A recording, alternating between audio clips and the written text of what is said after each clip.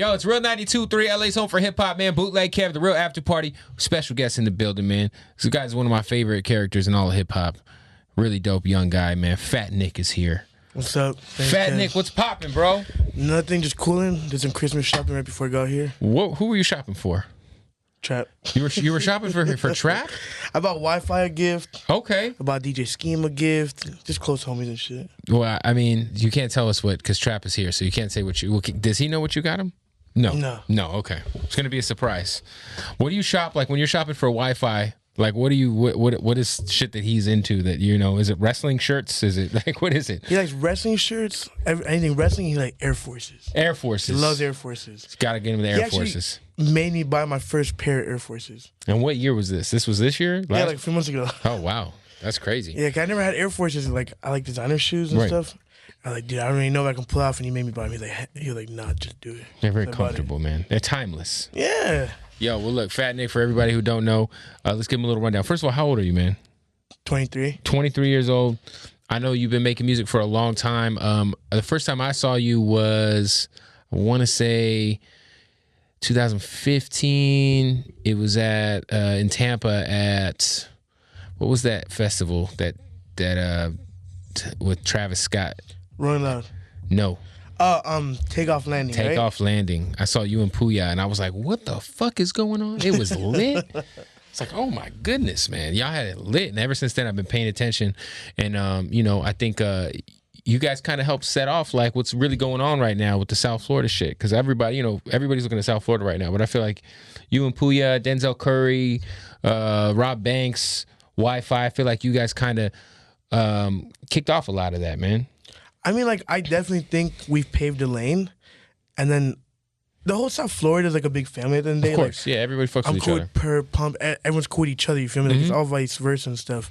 I feel like, obviously, I think the first was like, it was like Perp. Like, if you want to go deeper, it's Perp who paved it. And then Curry came, Rob came, Pouya came, Simi came, I came.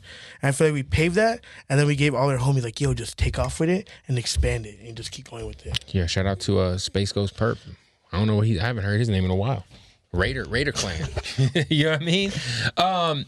You know, did you start off wanting to rap, or like how did you get into the music shit? All right, so this is what happened. So me and Pouya both dropped out of school like 9th grade. Right.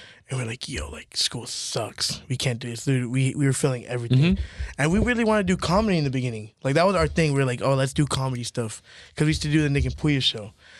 And then we started doing it, and we picked up a fan base doing that. And then Pouya started rapping, and Pouya started getting a fan base. And he was like, yo, Nick, just rap with me. And I was like, all right. And we just started doing it, and then we started getting a buzz, and we just took off with it. So the Nick and Pouya show was something on YouTube? Yeah. Originally? That was originally what we did in the beginning. So you guys were trying to pop off on YouTube? Yeah, we're like, we're going to be YouTube Why people. not? Yeah. And it worked out. Yeah, it did good, but then like we started doing music, and then like that started working way better. Yeah, I mean, Pouya could rap his ass off for somebody who just kind of started rapping. Like, it's kind of crazy. No, he's always been really good. He had like a really nice flow. Yeah, he could rap his ass off for sure. That's kind of how I thought. I figured out, I assumed like you were kind of like the Jim Jones of the crew. I don't know if you understand that analogy because you're so young, but you know, Jim Jones like was just kind of like, he started rapping later because Cam made him start rapping. No, yeah, I was here. That's what Bronson said too. Yeah, I heard that, and I was like, oh, damn. Yeah, 100%, man. You know, obviously, man, you were out here for Rolling Loud, which just happened this past weekend, which was dope. I want to say you performed like 3 or 4 different times. I had my own set at 655, and then you came out for the Peep thing, right? I did a Peep tribute set, then 655 performed, and then on the main stage. It was the South Florida thing. Yeah, because Extension couldn't make it. Of course, obvious reasons. But the Lil Peep memorial was incredible. It was really dope. I thought it was done very well. Everybody who spoke killed it. Talk about your friendship with Peep, man, because I don't think a lot of people really kind of understand, you know, the lane or the path he was on to really, you know, be a superstar. Like, he was really special, right? So I go way back with Gus. Like, on my first headlining tour, I brought Gus, and I think he had just dropped Hellboy. So Crybaby was out, Hellboy came out, and they were like, yo, come on tour with me. So he came out of support on your headlining tour? Yeah, it was him and Smoke Perp. Oh, wow. So I remember the first day we were in Seattle, for the tour. That was the first stop on the tour, and Peep came with us. And then he was really scared. Like, this was like one of his first shows ever. He's like, dude, I can't do it. I'm scared. He was having an anxiety attack. So pretty much I had to calm him down, and I told him, I'm like, dude, like, after this tour, you're going to drop one more project, and you're going to be the biggest thing ever. Like, our fans are going to all be similar, but you're going to gain some shit that I can't even explain. Like, I was like, you're going to be a superstar in your own world. Oh, for sure. Which he was doing. He was about to be the next biggest thing. I think he is the biggest thing right now. So you guys, you know, you were one of the people who kind of, you know, stepped out and I think, you know, really has represented and you know, kind of told his story, you know, on social media and you know, at the memorial and stuff like that. How often would you guys talk, like when it comes to, you know, his passing and how everything's being handled with his family and stuff? Like, it seems like you're kind of like the face of you know, when it comes to the rap shit, like, you know, like you're like his best friend, you know what I'm saying? Yeah, I mean, that was definitely like my brother, you feel me? Like, we would talk like every other day, and we weren't talking, we were leaving comments on each other's Instagram pictures. Like, there's always some sort of communication. Like, even when I was overseas and he was touring out over here, just always in communication. 100%. When you found out he passed, where were you at? Were you in Florida? Yeah, so pretty much 1 week before he passed, he was at my house. Right. I think I saw it on Instagram or... Yeah, we were in the studio. He recorded on my album, and dude, we were at my house, we slept over, had dinner, went out, I went to his show, and then the next day he's like, yo, he flew to Atlanta because he had to catch a tour bus to go on tour, and he was like, yo, after tour, I'm going to come back to Miami and spend a month at your house. I'm like, hell yeah, I'll let him come back. And then pretty much fast forward a week later, I get a phone call. Well, I saw it on Twitter, and I didn't think it was true. You didn't believe it, I was like, someone's trolling. So then I called Smoke a Sack. I'm like, yo, what the fuck's going on? And he told me. And I was like, damn, man. Yeah, and I was just with him 1 week before. Like, 1 week before he was at my house. I mean, a lot of people, obviously, you know, who are just from the outside looking in that aren't necessarily fans of Lil Peep, who don't know a lot about him, but just kind of seeing like this guy who was crazy with the tattoos and, you know, his persona. What is something that, you know, people who aren't necessarily hardcore fans of his, you know, something you think that they should know about Peep? Honestly, Gus was one of the most beautiful people. Like, he never judged anyone, nothing. Like, whatever you did, didn't judge you. I think he was an amazing musician. Like, that, I've said it multiple times, like, over and over, like, Gus is one of my favorite musicians of all time. No, he's dope. Yeah, like, he never judged anyone, beautiful person, like, dude, like, oh, man, like, he always has the same smile on his face, and I feel like that smile can light, like, the darkest of rooms. 100%. Like, honestly. Yo, and then the other thing too is like I remember early on, like you on Twitter, you were so funny on Twitter but you was reckless as hell on Twitter with some of the shit you would post. Like, my God, like, if anybody doesn't follow Fat Nick on Twitter, it is an entertaining follow. You should definitely follow him, if anything, for his English bulldog. But you know, obviously with Pete passing the way he did, with the fentanyl bullshit, which a lot of people are obviously you know, trying to overcome, because, you know, it's like kind of playing roulette when you buy that shit nowadays on the street, you know what I'm saying? But, like, you know, you've never kind of been somebody in the past to shy away from your turn-ups, you know what I'm saying? But lately you've kind of been more conscious about, you know, I mean, speaking out about that kind of shit. Where's your head at when it comes to that shit right now? And kind of, this is the thing. Obviously I stopped, like, well, I don't consider it glamorizing, but I've seen people use that for me. I don't consider it that, though.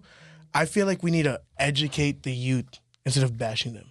Like, now on Twitter, you see a lot of artists and a lot of people, like, just bashing the youth. Like, get off drugs, it's easy, stop doing it. It's not. And a lot of people just want to bash kids for it. And you can't bash them. Like, you don't know what problems they go through at home or at school. And you just got to educate them, teach them real from fake. And the message isn't stop doing drugs, because the kids will never stop. Like, I don't care what anyone says. No, and you don't want to be the preachy dude and then they'll stop listening to you. Kids will never stop doing drugs. No matter how much I would want them to, it never happen. So with that being said, instead of bashing them, you educate them. Teach them the limits, what's real, what's fake, what not to mix with. Like, just keep the kids safe. Yeah. And maybe not necessarily participate in the glamorization of it on your own shit. Yeah. And like how I said, like, when I post stuff, I don't post it to publicize it. It's like, all my social media is a first access front row seat to Of my your life. life. You feel 100%, me? yeah. Like I'm not glad. That's my everyday life. Like I do it for a reason, and all my supporters know why. Like it's a real documentary. I saw Russ had came out and said something, and Smoke Perfect kind of clapped back at him on Twitter. Oh man, this is the thing. I never met Russ. Never have. I didn't even know what he did until I saw that. I just didn't like how he said it right when Gus died. Like how he said it. That's my brother. You feel me? Like, I'm gonna take that some sort of way. Of course. And I don't really know his supporters or where they stand, but at least like where we stand, like, dude, you gotta educate these kids. Like you're talking like an asshole. Don't be a dick to them. Yeah, don't be a dick to these kids. He like probably these got kids, fans that are on some shit too that are trying to work through their own. Everybody does. I mean, to be G, I've never met a Russ fan in my life. He's got a lot of them. He does, and I does. never knocked that. I know he sold out shows. Yeah. Props to him. He's making a lot of bread. Props to him. I just don't like how he said that when Gus died, and even before he said some other stuff too. That when you wear that Xanax. Yeah, no, I saw him at the Day and Night Festival. He had like, that shirt on. I don't drink lean because it's cool. I drink lean because I have to. Kids do Xanax because they really have anxiety and they get absorbed into the Xan life, and it's not their problem. I mean, it's not their fault. Like obviously, like you know, I've dealt with like a baby. My baby mom had an opiate problem, but like when you say you drink lean because you have to, and it's not so easy to get off drugs. Like the withdrawals is like really like some serious shit to try to like fight through, right? Dude, like it's not even like physical, it's really mental too. Like I try to stop and it's really hard. Like it's one of the hardest things. And you have to have a lot of willpower mentally and physically. 100%. Like sometimes like if you don't do it, you don't want to leave bed. Like you don't want to eat. Like I'll get lockjaw, I'll start sweating. Like dude, my stomach's crazy. Fucked everywhere. Like it's hard. Yeah. That's why I tell kids like if you haven't started, try not to, just because the withdrawals are very like dangerous. I think that's what's important is to like, yo, if you're already doing your thing, that's cool. Just do it responsibly. But like also don't like glamorize it to where you inspire kids to go be like, fucking shit, I'm gonna turn up. Molly Percocet. Molly Percocet. You know what I'm saying? That's what's up, man. Well, look, obviously, you know, we talked about the South Florida wave, which is crazy right now between Lil Pump, who's obviously one of the biggest rappers on the planet at the moment. 100%. His set at Rolling Loud was insane. And then XXX, who's obviously locked up, but he's also, you know, just huge right now. Where do you kind of fit in sonically in that world? Because I kind of feel like you and Pouya make more shit that I could. Like I'm an old head, according to you guys. Shout out to Trap, who's also an old head. But where do you guys? You guys like Pouya is like Pouya, Denzel Curry, like y'all shit like is like the shit out of the South Florida shit that I could like be like that shit's tight. Like those guys are actually like making some shit I can fuck with. But like where for the people outside looking in, where do you guys fit into that whole puzzle of what's popping right now? I mean, like I feel everyone has their own lane. You feel me? Like Pump does this, Perp does this. Pouya does this, I do this. I feel like everyone plays a perfect piece of the puzzle. Like everyone needs each other just so everyone can like shine together. Yeah, that's like, real.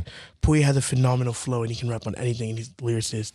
Like Pump's just lit. He's lit as you fuck. feel me? Like yeah. he's lit. Like I think he's one of the fastest growing artists ever. Yo, which it's is crazy. Awesome. It is crazy. Yeah. I ain't seen it, man. It is crazy. We were just talking about that. That like his growth has been insane. Dude, never seen that before, which is awesome for him. Yeah, it's nuts, man. You just were on tour overseas, like in like Russia, right? I did all of you. I did mainly Eastern Europe and Russia. How did you get like what is it about Eastern Europe that fucks with you? Because it seems like, dude, the quote unquote whatever people want to consider underground is Eastern Europe really fucks with it heavy. Like all Europe was lit. Like almost every show was sold out or like packed out. Everything was crazy. What are the groupies like over there? It's weird, man. Like you try talking to them, yeah, and like sometimes they don't know English. So you're like, so you just dub the situation. You just pull your dick out. Nah, hell no. You don't want to get Harvey Weinstein out here. Nah. Respect women. 2018. You gotta respect the women. That's crazy. What I'm just curious, like, you guys are popping, man. Like, what is the most crazy fan / groupie story that Fat Nick has experienced? There's got to be some insane shit. Oh man, crazy dude. There's a bunch of crazy shit. Well, what's the one that sticks out? Like, like you had to kick a girl off a bus ever, or? Oh, okay. So pretty much like, so there's a rule on tour that some people understand, some people don't understand. Like, if we chill with you, you can't use a phone. Why? Because one day, a long time ago, this was like before Pouya even had a girlfriend. Pouya was taking a shower, right? And this girl had her phone in the hotel room, and she was like, "Hey, I'm gonna go outside to go use." I'm like, "All right, cool, go." So she walked off, and instead of going outside, she walked into the bathroom where Pouya was taking a shower, went over that shower head and took a picture of Pouya showering. What the fuck? Yeah, so that was crazy. And ever since then, I'm like, just for that one girl, like she messed it up all. Like it's not like we don't want you to have your phone. Like of course That's not. shiesty. Just for that, you feel me? Yeah. And that really fucked up everything. Cause like I would never do that ever to anyone. No, that's weird. Yeah. So just like people are weird sometimes. What do you do in your free time? Obviously, besides make music and I mean, you probably enjoy some food. Dude, honestly, all I do is stay home. You play video games or anything? Or I just bought a Nintendo Switch. the Switch is lit. Yeah, so I just watch. Dude, I watch TV all day. What's your favorite shows right now? I like It's Always Sunny in Philadelphia, Rick and Morty. Of course. Dude, Rick and Morty is lit. Of course. And anything else, just like documentaries and stuff. That's what's up, man. Musically, what do you got? What are you working on right now? So my album's done. Okay. My debut album is done. I'm just working on like all this rollout stuff, like this shit goes. But all that's done, and then yeah, just like singles with other people. The album is done, and you got a record with E40 on the album, which is pretty crazy because that's such a very E40 is like a quadruple OG, like to keep it 1,000. No, yeah, I heard, like E40's been rapping since before I was born. Like, No, yeah, I pay all respects to him. No, Like, 100%. He's incredible. He's one of the greatest of all time for sure. How the hell did Fat Nick and E40 end up on a song together? Because that is so random to me. Trap made it happen. Shout out to Trapzilla's. He made it happen. He made it happen. Was that an email joint? Have you met E40? I've never met him. You've never met E40? Oh. Hey, that'll be if you guys shoot a video, that'll be fucking interesting. What about you and Pouya? Are you guys gonna do another joint project in the future? So we already talked about doing Drop Out of School too. Same producer Flexatelli. So he just finished his album. My album's done. So pretty much he's gonna drop his, I drop mine, and then the next step is that group. You guys gonna do tour together? Maybe. I mean, I'm gonna do my own run. He's gonna do his own run. Cause this year I'm gonna do USA. I'm gonna do Canada. I'm gonna hit Europe again, and I'm gonna hit Asia and Australia. So I gotta do all that this 2018. Man, it's gonna be a big year for you, bro. Hell yeah, it's about to be lit. What is your upbringing like, man? Like, what part of South Florida are you actually from? I'm from Kendall. Kendall. Okay. Kendall. It's like 20 minutes out the city. It's like quiet. That's where I grew up my whole life. That's where me and Pouya grew up. And did you guys grow up like in like good households? Did you guys have money growing up? Like, I mean, it's like we weren't broke. Right. Like for a while, I lived with my mom. My dad didn't live with us like during my whole childhood. Pouya lived with his mom. I mean, like middle class. You feel me? Like, of course. I mean, sometimes. All right. So then we started like after like middle school. Like I met Pouya in 6th grade, and money was tight back then. So I remember like me and Pouya would go to like Taco Bell. We would skate all day. Like that's all we did, skate. We would go to Taco Bell like we were thirsty. We'd have to get cups out the trash can, clean it. I know what that was like. I used to do that at the theaters. Clean it, fill it up with soda. And then in Taco Bell back in the day, they had this like machine thing that you put a quarter and you knock it and it goes down. And that's how we would eat. Like that's how we would eat every single day. Or we would have $10 and me and Pouya would split $10 that week. That's And crazy. be like, you get this, you get this. But that's like my brother, you feel me? That's beautiful, Like we man. grew up like that together and now we can like go buy dumb shit together. Any run-ins with any of your ex-teachers that you could be like, yeah, I'm fucking lit now. Dude, I haven't seen any of my ex-teachers Or ever. what about anybody? I'm sure you guys like there was like some girls or some dickheads in dude, school it's that like- now are like probably trying to reach out. Or Yeah, like, I still live in my hometown. Like, we got houses out there. Like, I'll see people I grew up with, like guys and girls that curved us, and they're like, oh shit, like, let's chill, I ain't miss doing you. shit. I like, you ain't miss me in school? You guys Yeah. didn't even chill with me in school. But that's how shit goes every time, you Of feel course. me? Like, I know who's my real group of friends and who wasn't. That's dope, man. We had Action Bronson up here a few months ago, and I asked him who he was fucking with, and you were the first person he said. Dude, Action Bronson is a legend. Yeah, of course. Are there any other artists that you looked up to, or any other artists that you found out have been fans of what you're doing that maybe like was it like real dope to you that you were surprised by? I mean, fans, I really can't remember on the spot, but like people that. Or like I'm talking about like celebrities or like other rappers who were like like an Action Bronson type guy who is there anybody else like that who you found out was bumping or fucking with y'all's movement? What's he throwing up over there? An L. What's the L for? Just say something. I don't know what that is. Johnny Depp? I don't know. I heard he listened to a song or two. I don't know. Johnny Depp is a fan? I don't know. I heard he listened to a song or two. Wow. If he did, that's awesome. That's but lit. We heard something through a grapevine. Yeah. That's what's up, man. That's what's up. What's the name of the album? My album, I don't know yet. You don't know the name It's yet. in the works. I have a few different names, so I just. And what is the YRH? Obviously, what is that? What is that for? Young Rich Hispanic? No, Young Rich and Handsome. Oh, Young Rich and Handsome. Yeah. Okay. I don't know, man, because the Migos shit is YRN, and the end is the something I can't say. But what's up with the jewelry here? We got to analyze Fat Nick's ice over here. What do we got? We got. So that's my first one I ever got in this whole rap game. It's pretty much like I did a mixtape called When the Lean Runs Out. Okay. So it's pretty much a flower. I remember that one. It's a flower in a lean bottle. Yep. Then this is my second piece, Wire H. Yes. So I flooded it. And then this is like my new logo for everything. It's pretty much me as a baby with like a moving blinky. It's hey man. Shout out Gold T God. That's no middle of the mall shit right there. Hell no. No middle of the mall. High quality. High I quality. dropped a Rari on my neck. Oh my God. What do you drive, Fat Nick? I don't got a license. Oh. You're 23. Get it together, man. I know. Pouya's been telling me this for years. Yo, he's 23 with no license. I know. What car? Okay. So let's say you get your license tomorrow. What car are you buying? All right. So I was in Miami. I was about to buy a car, but I couldn't because I need a license to drive it off the lot. Right. I really want an i3. Okay. Like those small electric Beamer ones. I think those shits are so far. Isn't that like the really small one? Yeah. Those shits are tight. That's fire. You put them shits on in the rap game. Dude, those shits are crazy. That's what's up, man. Fat Nick. Album coming out sometime next year. Yeah. Tour coming. Hopefully another project with Pouya. Any other artists that you'd be willing to do a full collaborative project with besides Pouya? Hell yeah. My favorite artist that got me into this shit is Chief Keef. Chief Keef. That's my favorite artist. Let's put that in the air. That's my favorite artist. That tells you how I feel old as fuck right now. Holy shit. His first favorite rapper was Who? Oh, you like Immortal Technique? Peruvian Cocaine? They're both Peruvian. Or what was it? Bolivian Cocaine was the name of the song. Yeah. So like a long time ago, like even before rap. Yes. Before when I first started listening to rap, he was my favorite artist. Immortal Technique is incredible. Dude, he's an awesome lyricist, but when I listen to it now, I'm like, dude, what the fuck? I'm like, dude, what the fuck are they talking about? But back in that, that was dope. I still don't knock it. I still respect all his shit he's done. You know what? I will say this about Immortal Technique's music. It did not age well. Because when I was like in high school and I was like a super backpack, like underground hip hop head, you think that shit was tight? I thought that shit was so fire. But like, I haven't listened to Immortal Technique in 10 years. Oh, dude. I just can't. I put it on last week. Like, I'm just like, this guy's fucking crazy, man. Let me see what all the hype was. It's just too much. Dude, the other day I put it, see what all the hype was about. I'm like, dude, I can't do it.